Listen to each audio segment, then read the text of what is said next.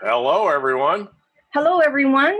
We're on a fireside chat with Richard Brooke, who is the author of 4-Year Career. Many of you heard of him through Adam Green and some of his talks at convention. And Richard started in network marketing when he was 22, right? 22 or 24? 22, just 22. Like 15, 20 years ago. Yeah, I was figuring out when that would have meant you were born, and I was born 3 years before you, so. 1955, yes. Yeah. I started full-time in network marketing in 1977.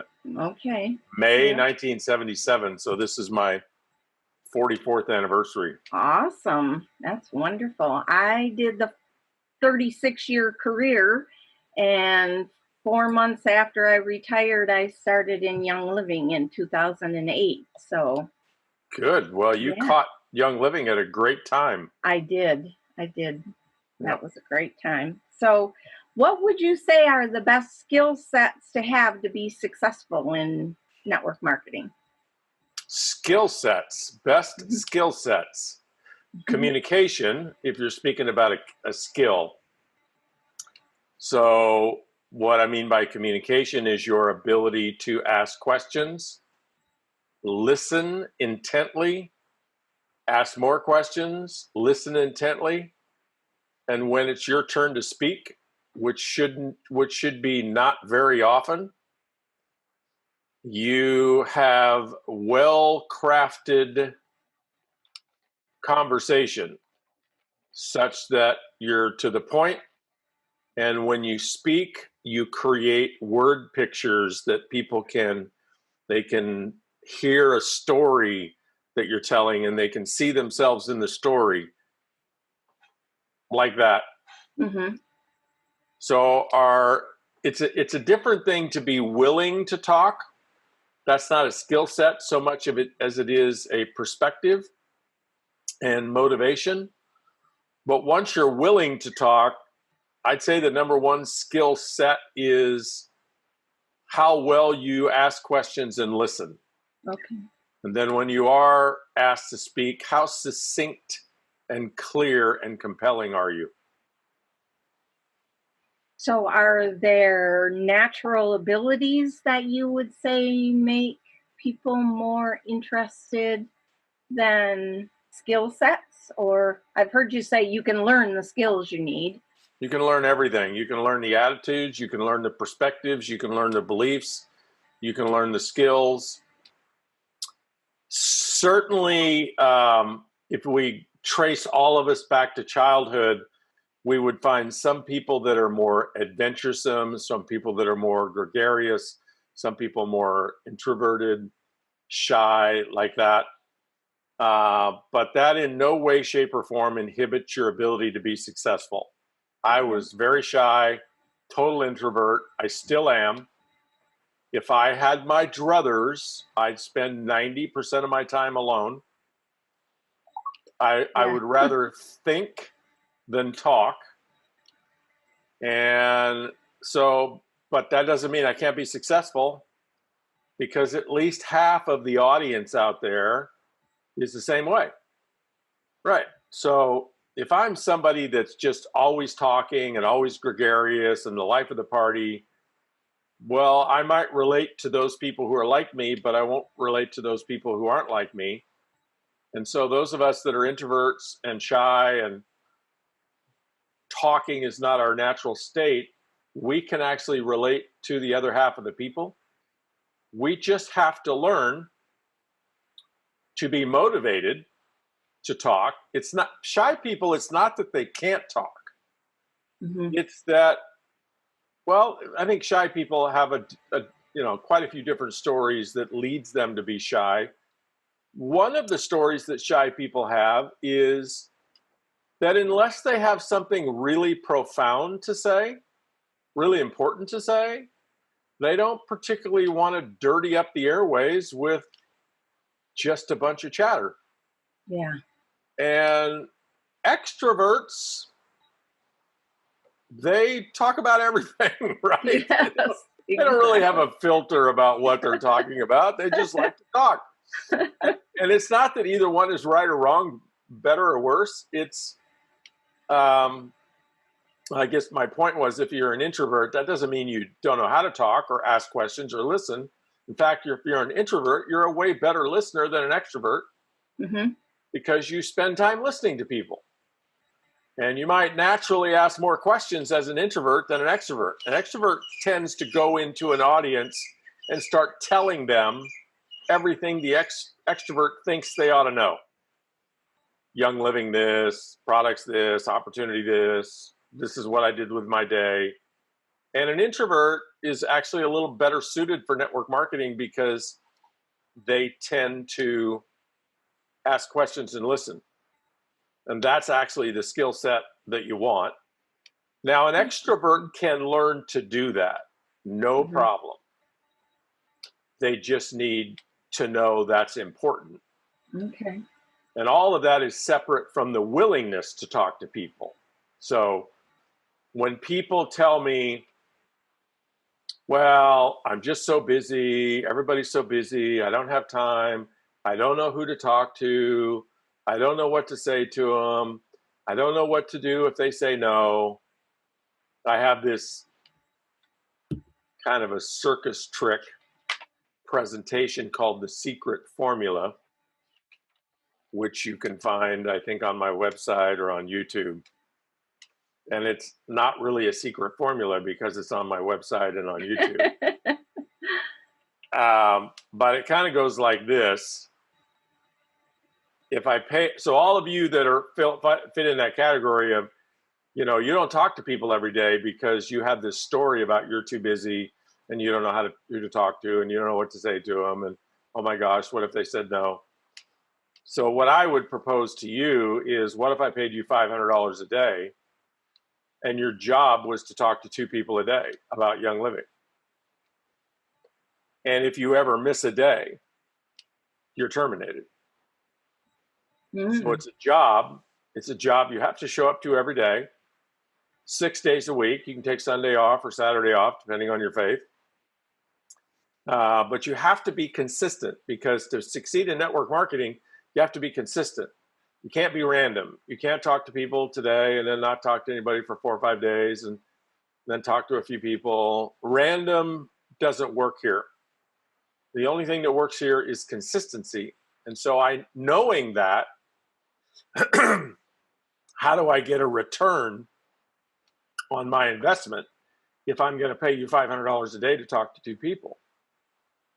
Well, how I would get a return is, I know that if you talk to 2 people a day, every day, 6 days a week, for let's say 2 or 3 years, I know that in 5 or 6 years, you're going to be a diamond or a crown diamond or a royal crown diamond. And I'm only paying you $15,000 a month, and I'm pocketing somewhere between 15 and 115 in net profit. So what you want to consider is, if somebody was paying you $500 a day to talk to 2 people, would you have time to talk to them? That's $15,000 a month, by the way. Would you have time now? Would you know who to talk to now? Would you know what to say to them? And you might say, well, I still don't know what to say to them, but for $500, you'll figure it out. Mm-hmm. Even if it's in the last moment.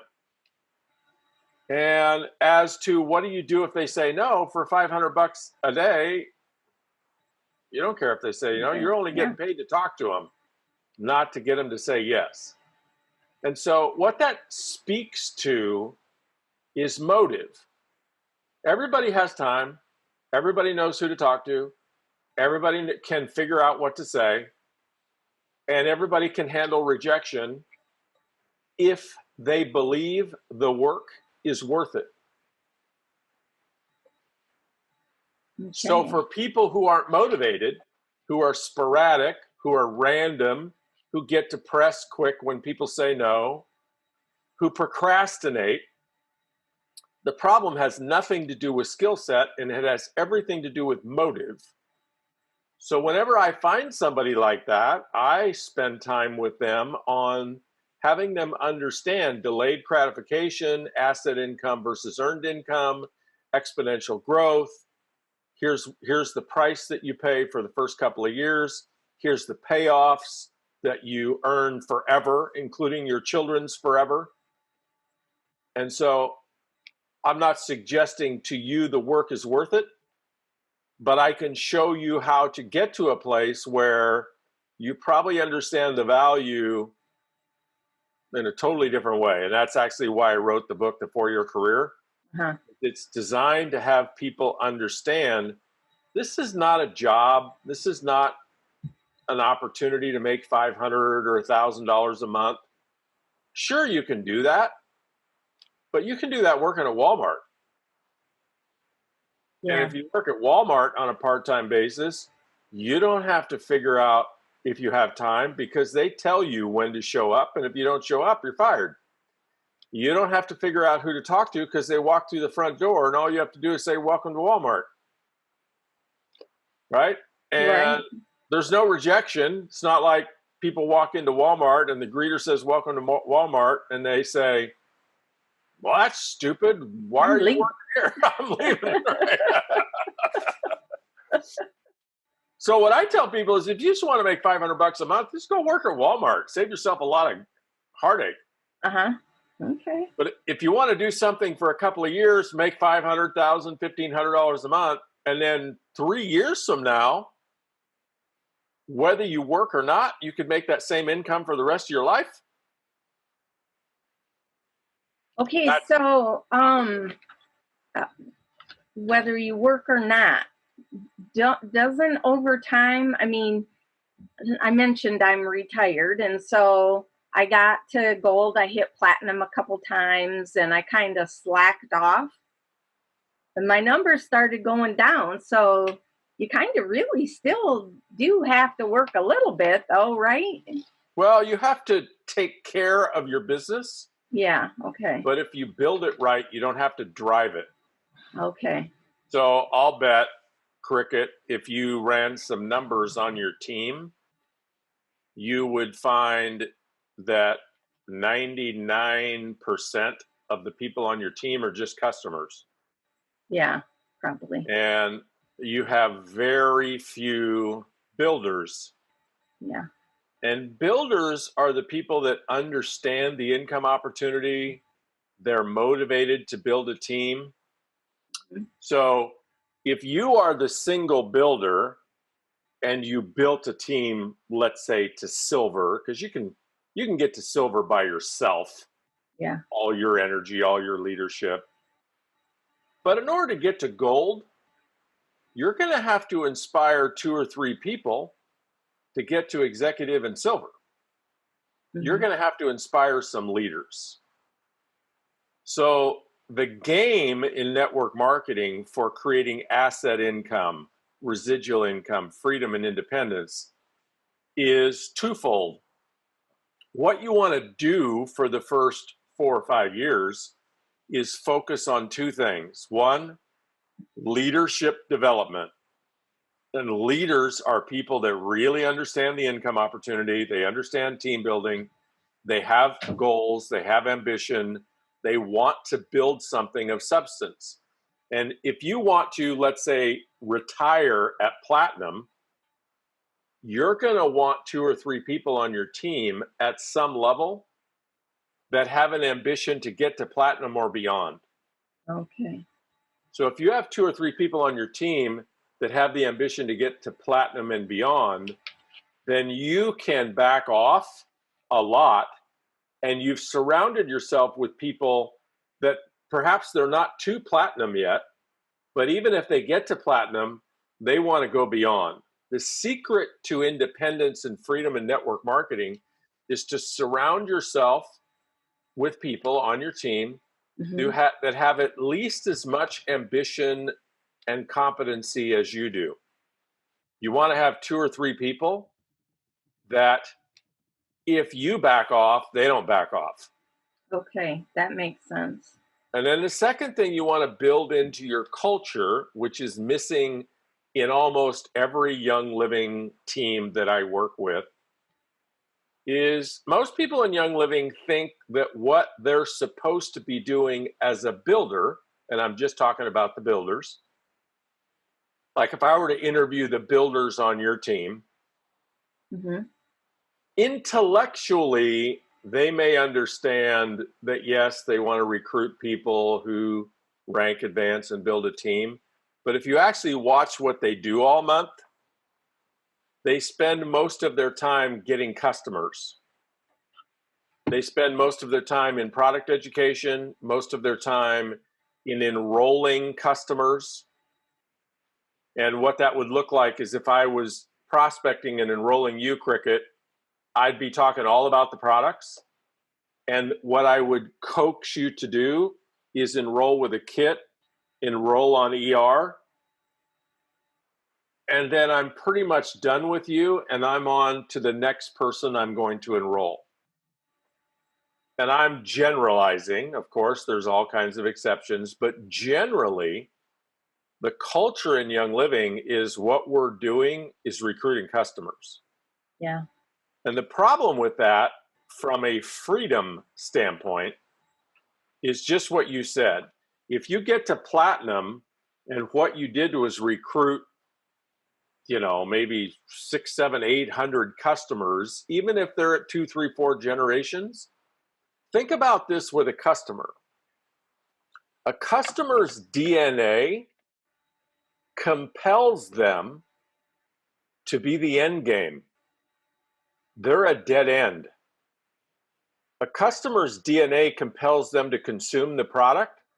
It doesn't compel them to duplicate. Now, eventually some do, but it's not the norm. The norm is if I become a member in Young Living, I just stay a member. I don't ever recruit anybody. In fact, if I interviewed everybody on your team, 99% of them, if I asked them, hey, what about the income opportunity? They'd probably go, oh, no. I just love the products, right? I don't want to talk to my friends, right? Yeah. What they're doing is they're speaking their DNA. They're speaking their identity. How they see themselves in relationship to Young Living is they're just a customer. The problem with that is no growth because customers don't duplicate. There's only one position, one title, one function, one identity, one set of DNA that if you look at it on a microscope and then you study what it does, it duplicates. And that's somebody like you. Okay. So somewhere since 2008, well, I'll ask you, so you joined in 2008. Did you start building right away? Yes. Okay. I was one of those odd people that said, yes, I want to do that as a business. Do you remember who or what you were shown that inspired you to build? Yeah, product was, I went to a Bible oils class. I went to a class on, weekend class at a naturopathic institute on how to use oils. Yeah, but that's all really good reasons to be a customer. Right. And then I went to convention and saw Shannon Hudson talk about doing classes. Okay. Yeah. But still, that was recruiting users. Yes. Yeah. So where did you figure out that what you needed to do was build a team? Well, I knew I had to build a team, but the way I built it was users. So, some people decided to go along with me and build more users, that was one of my questions. You attract who you are to your team, right? So I look around me and my major builders are grandmas that are retired or semi-retired. And so, how do I turn that around and attract those young, enthusiastic? It's not about young. I know lots of grandmas that make 7 figures a year in Young Living. It has nothing to do with age or how many kids you have or how many generations. People like Adam Green are the aberration. Young Okay. people, they don't have enough life experience to appreciate the opportunity that Young Living provides them. Okay. If you're in your 20s and you're driving hard in Young Living, you are wise beyond your years. Okay. So if I was targeting age, which I don't, but if I was targeting age, I'd start at about 40, 45. Okay. Sweet spot would be between 45 and 65, maybe 45 and 75. The cool thing about 65 to 75-year-olds is they're kind of done driving and working. They might even be retired. So they have nothing but time on their hands. They know they know a lifetime of people. If they've lived a good life, they have a lifetime of relationships and credibility. If they've lived a bad life, you don't want to recruit them anyway. The good thing about the 40 to 50-year-olds is they're at the beginning of realizing they may have leaned their ladder against the wrong wall. Like their life plan, it's not working out like they thought. They're working too hard. They have too much debt. They don't have any money. The whole idea of kids, their mom didn't tell them, oh, by the way, having have kids, they said. It'll be fun, they said. It'll be fun, right? Certainly nobody would trade it for not having kids, but oh my gosh. Kimmy and I have a puppy, and it's overwhelming. Yeah. So, they're at that place where they're going, wait a minute, there's got to be a better way, right? And if you're in your 50s to 60s, you still have a lot of life left, a lot of years left. You're still able to think about, you know what, I want to travel here. I might want to move to Hawaii. I might want to build my dream home. There's all kinds of reasons why people in that age group will get fired up to do this. The only thing you need to change, Cricket, is shift some of your emphasis, not all of it, just some of it, to the income opportunity. Okay. And first of all, you need to master it. You need to understand it so that you can start to represent it. And then, it's as simple as this. Just think about this, Cricket. You've been doing this for 12 years. 12 years. In the last 12 years, everybody that you ever brought in on the products, what if you would have asked them this after you were done telling them all about the products? So let's say you talk to them for an hour and 59 minutes of it is about the products. What if you would have said this the last minute? Hey, Cricket, when you discover for yourself how life-changing, extraordinary, mind-blowing these products are, when you prove it to yourself, I'll show you how to have Young Living send you a check for $1,500 a month for the rest of your life. Okay. And just leave it at that. Like a Cupid's arrow.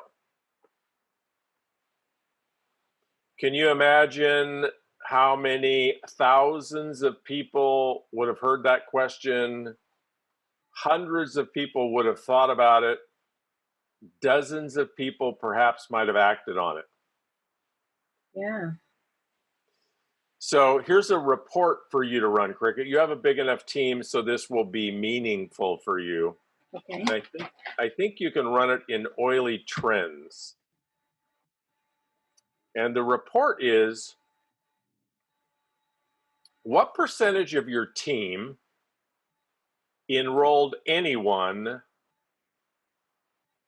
on ER last month? Okay.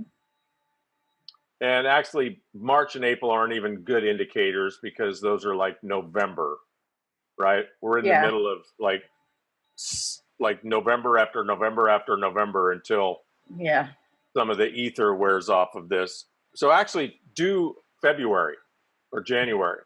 Okay. What percentage of your team enrolled anyone on ER, one or more people, in January or February? What that tells you is the percentage of your team that they do know that there's an opportunity. They do know that enrollment is something they could do and it benefits them. So they kind of get duplication. And then run this report. What percentage of your team enrolled somebody in December, January, and February, all 3 months on ER? And that'll tell you the number of people on your team. So how many people did you say you had on your team? Well, the total team is about 3,400. Most of that is, quite a bit of that is Laura's. So I would say my team is maybe 1,500 that I don't consider, like, I just let her take care of her team. Okay, so. I got you. So let's just say your team is 1,500. You could just run your team if you wanted to. Yeah. So if you are a typical Young Living Platinum, are you a Platinum? I've hit it a couple times. Yeah, Pretty okay. solid gold. Gold Platinum, double gold, we'll call you. Okay. If you're a pretty typical double gold and you have 1,500 people on your team, you have somewhere between 5 and 10, let's say 7 people that are consistent, focused, intentional builders. Yep. People you can count on. Yep. You have somewhere between 20 and 30 that randomly enroll in any given month. Okay. And so all you need to do to change the growth trajectory of your business, Cricket. So you said, well, if I back off, things shrink. That's because you don't have enough people that are growing. And so all you have is customers. If you stop leading, well, then natural attrition sets in. I mean, we know that the company retention rate is 40%. Well, that means 60% quit, right? So if you've built, and you stop, well, you're going to shrink back those 60% that quit. You still are going to have a core of 40% that don't quit. But how do you retire and have your business keep growing? Just double the number of people that are building intentionally. So let's say you have 7, get 7 more, get 14. Okay. Double the percentage of people that really understand the income opportunity, have a grand appreciation for it. It's like, here's a crazy idea, and you could afford to do it as a double gold. Next time there is an actual national convention or a Diamond Bound or Ignite or, some great Young Living event, take 7 members of your team that aren't yet on fire dedicated builders and take them and put them in the fire. Because the difference for you, Cricket, was going to the national convention. When you went to the national convention, you were surrounded by builders. I mean, customers don't spend $2,000 or $3,000 and a week of their life to go to national convention. The people that go there are builders. So if you went as a budding builder, you're surrounded by builders. Everybody on stage is building. Now they're talking mostly about product, but who's talking about the product? Royal Crown Diamonds. Well, what's a Royal Crown Diamond? Oh, that's somebody that does $1.5 million a month. How did they do that? They built a network marketing business. So what I teach people, Cricket, is I don't teach people about Young Living products. I don't need to. This whole culture is so inundated with product education. I could put 100 people in Young Living and check on them a year later, and they'd have PhDs in Young Living product. It's everywhere.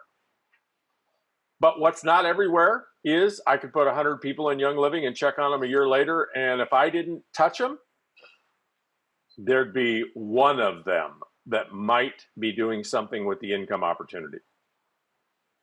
And so if I want to intentionally grow a team, I've got to turn that 1 into 2 and that 2 into 4 and that 4 into 8. Okay. I got to duplicate leadership. That's how you retire. Okay, great. That's good for everybody to know, right? I saw an ad for the run through a rank that hinted at leapfrog recruiting. Can you give us a sneak peek on what that is? Sure. So leapfrogging is it's a concept I created after doing thousands of presentations, one-on-one presentations, showing people my opportunity before Young Living. And what I found is if somebody didn't believe they could do it, or they believed pretty strongly that they didn't have time, maybe not so much that they didn't want to do it, but leapfrogging works even for people who don't want to do it. Works for people that maybe don't think they have the money to do it. So what I noticed is when I got up against in conversation in enrolling somebody whose objection was, well, I just don't think I can do it, I would spend 30 minutes, 40 minutes, 45 minutes showing them, well, look, this person did it and that person did it and that person did it. And it didn't seem to make any difference, because once people believe that they can't do something, it's not that you can't unwind that over a period of time. The best place is an event, but it's a difficult belief for you to unravel because they're the ones who have all the evidence for it. And they're pretty stuck in it oftentimes. And so what I came up with was an approach that worked to dislodge them from their stuckness, because I asked them or proposed to them that they build with me in my network marketing venture without asking them if they thought they could do it. And so, Cricket, it would sound like this. If I was doing it in Young Living, I would pick occupations that are in healthcare, natural healthcare, maybe fitness.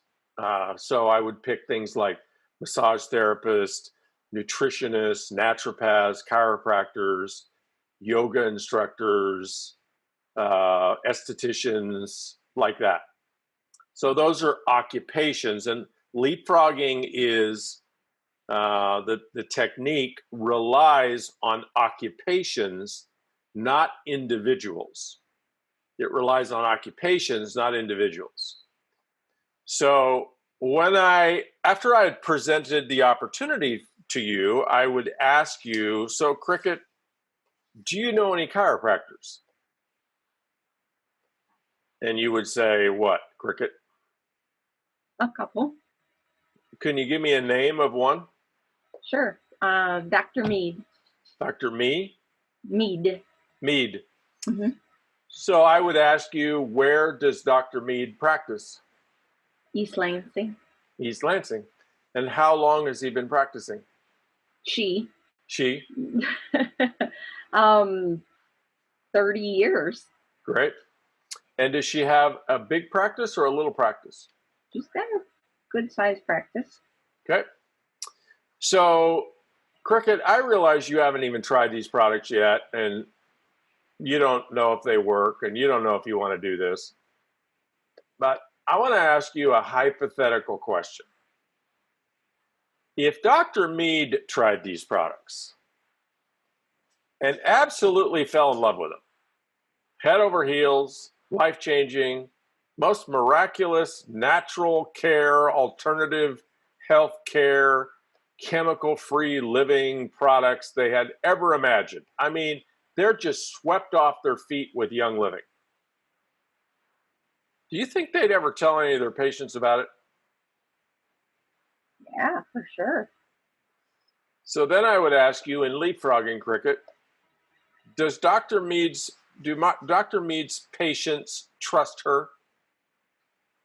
Absolutely. So I don't know. Do you have any idea how many patients she has? No. Well, let's just say she has 200. You say she has a big practice. She probably has 2,000. Yeah. But let's just say she has 200. If Dr. Mead told 200 of her patients about how Young Living swept her off her feet and changed her life, what percentage of those 200 people do you think would trust her enough to try it? Probably 95%. Okay, well, let's just say it's half. Let's just say it's half. Okay. So that would mean that Dr. Lee, now I'm going to fast forward just a little bit because you're all Young Living. That would mean that Dr. Mead could personally sell 100 kits and enroll 100 people in Young Living. Mm-hmm. And so that would be about $15,000 in volume.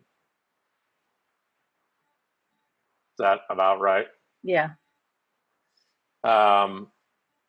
So, okay, that's one chiropractor. So, Cricket, do you know another one? Yes.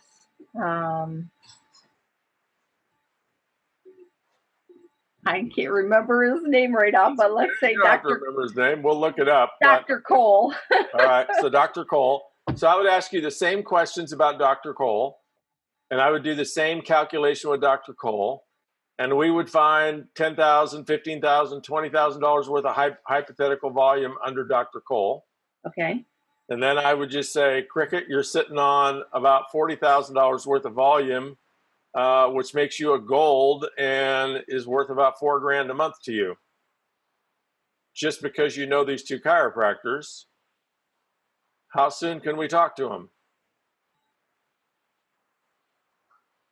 They're both members of my team right now. So. Yes, but you get the strategy. Yeah. Yeah, exactly. So what you could do the same thing with massage therapists and any of them. And the occupation you want is an occupation that lends itself to healthcare, but also is an occupation that has traffic or clients. Because in the mind of the prospects, they don't understand direct selling. They don't understand, okay, what do you want me to do? You want me to, sell this to all my friends? I don't have any friends. I don't know anybody who wants to buy this stuff, right? They can't see themselves doing that. But they can see somebody who owns a business that has clients doing it, because that fits their paradigm. You know, that's more of a brick and mortar kind of business. So by asking the questions I asked, they can follow along with the calculation, and it all makes sense, right? You know, somebody might say, well, I don't know if they'd recommend to their patients or not. Okay. We don't actually until we ask them, but what if they did? What percentage do you think would buy? You see how critical the question, do you think the patients trust the doctor? Everybody says yes to that, whether it's a massage therapist or a naturopath, it doesn't matter. And so you're building a case for if the healthcare professional got on fire about Young Living, they could move a lot of product, and they could move the product in a way that you, Cricket, as the prospect, can understand, because it fits in your paradigm about how product is moved. It's not this door to door or whatever people think direct selling is, right? Mm-hmm. And so now all of a sudden, I've painted a picture on paper where you're sitting on $30,000 a month in volume, which is worth, I don't know, $3 or $4 or $5 grand a month. Yeah. So now how I don't use this word, but for sake of so people understand what I'm talking about. How I close you is I just ask you how soon we can talk to these two chiropractors. And if you give me any kind of positive response or at all, you're in. Okay. And if you're in, then what I tell you is, okay, Cricket, before we go to talk to these two chiropractors, there's something I've got to have in order to talk to them. I have to have your Young Living product story. I can't go in there and talk to your two chiropractors and have them say to you, hey, Cricket, what do you think of this stuff? And you say, I don't know, I haven't tried it yet. Right? Yeah. So we got to get you enrolled, get a kit, immerse yourself in these products. So when we do get an appointment with these two chiropractors and they ask you, what do you think about this stuff? You can gush about it authentically. And hey, Cricket, if you try the products for the next 2 or 3 weeks and you hate them, that's it. Okay. Game over. That's leapfrogging. Okay, that's cool. Do you know what run through rank is? Run through rank. Well, I'll let you explain it. I've just seen the advertisements for it, and I just checked it out on your website. So. Well, in about an hour and 15 minutes, everybody on your team could come and listen for free to the first episode.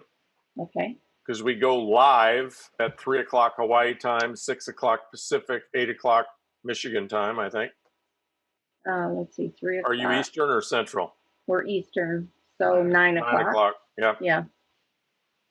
So Run Through Rank is a program that I started in January for Young Living. It's a 60-day momentum building program where I teach people what we've been talking about for the last 44 minutes.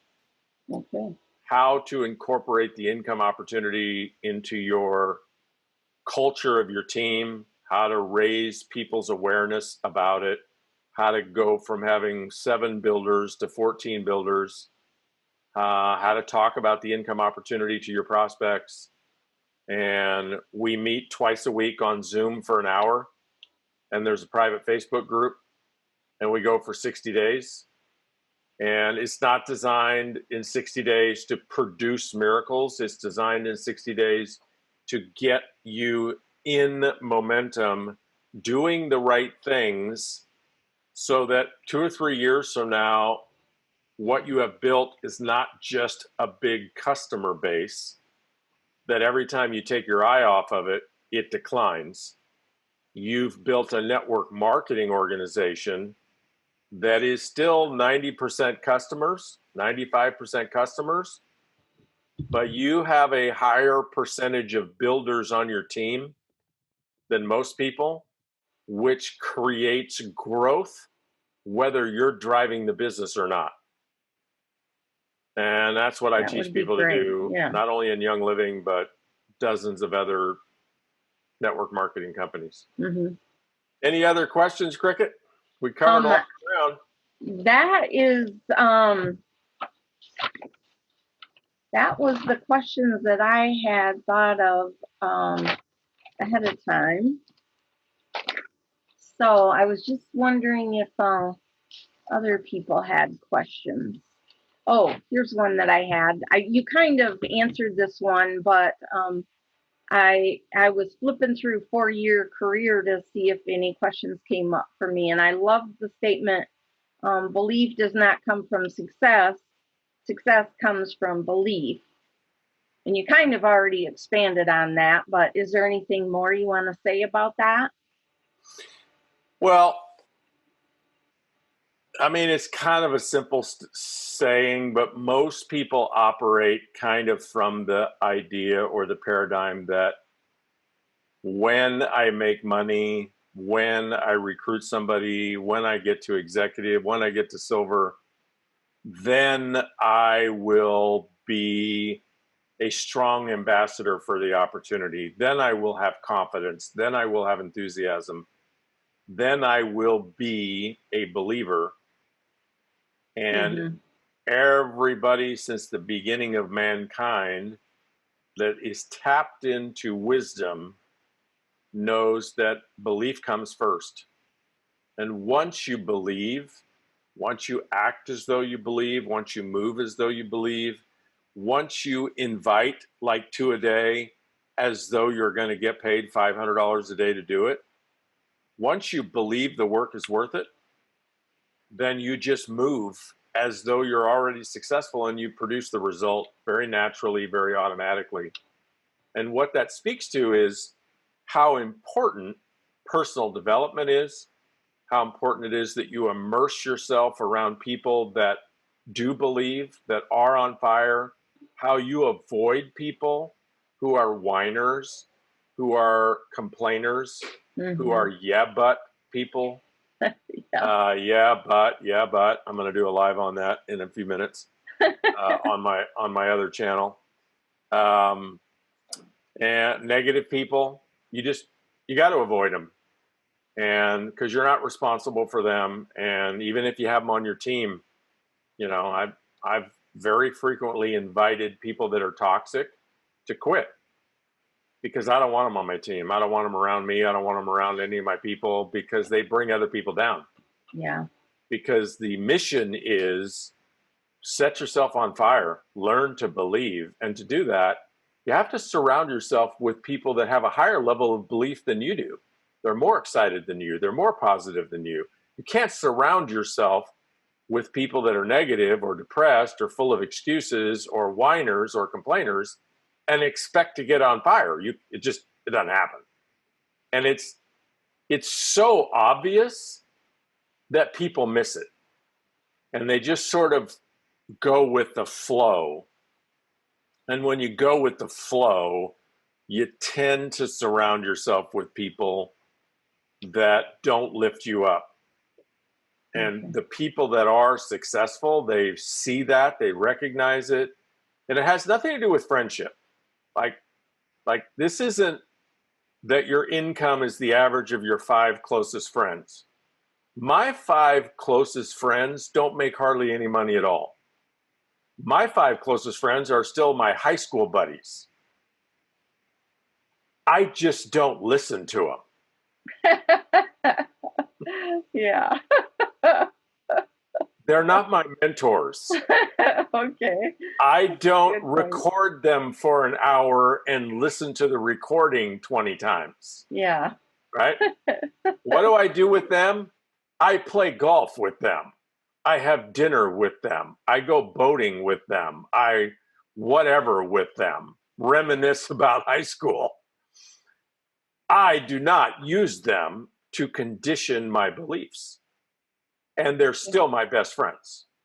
So forget about this idea that you have to disown your friends. No, you don't. You just have to create a mastermind group. You have to surround yourself with people that lift you up, that coach you, that inspire you, that give you good thoughts, and spend way more time listening to them, which you can do virtually, right? It's just listen to the podcast, listen to the audio tape, listen to the audio book, read the books, like that, and spend an hour a day doing that, and spend an hour a week talking to your friends. Okay. Good idea.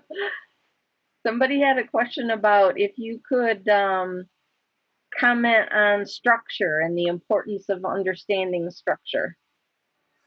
I'm not the best person to do that, because I'm not a big fan of building only 6 legs. Yeah. And so putting everybody deep. It is the smartest way to advance quickly, no doubt. But what Kimmy and I are building in Young Living is not about how fast we rank advance. It's about building something that, because I just turned 65. I don't know what I'm going to be doing when I'm 75 or 85. Mm-hmm. I might be recruiting people. I might be coaching. I might be training. I might be speaking. I might not. Whatever we're building, we want to grow when we start building it. And that's not necessarily accomplished by how fast you get to rank. Okay. It's better accomplished by the leadership that you build. And leadership sometimes is built by helping them, like putting people under them, getting them to rank as quickly as possible. And sometimes that's also damaging because, well, did you raise kids, Cricket? Yeah. So you probably know the difference between giving them everything they want, handing them everything, doing it for them, and empowering them to do it themselves. Yeah. Who you raise as an adult is an entirely different person. And so who we're raising as adults on our team are people that are independent and capable and confident. And are they mad at us because we didn't give them everything they wanted when they were kids? Maybe, but they'll get over it. Yeah, they'll understand when they have kids, right? All right, Cricket, I got to get ready for my big review in an hour. Okay. Thank you so much. You're welcome. Great meeting you. Yeah, great meeting your team. And thank you. Oh, Steve Wilson, he was in your first run through the rank. He's on my team too. Yeah, he was. Yeah. Yeah. He did well. Yeah, he's an amazing guy. Yeah. So, all right, folks, thank you, thanks Richard. for joining me. You're welcome. Talk to you later. Bye. Bye.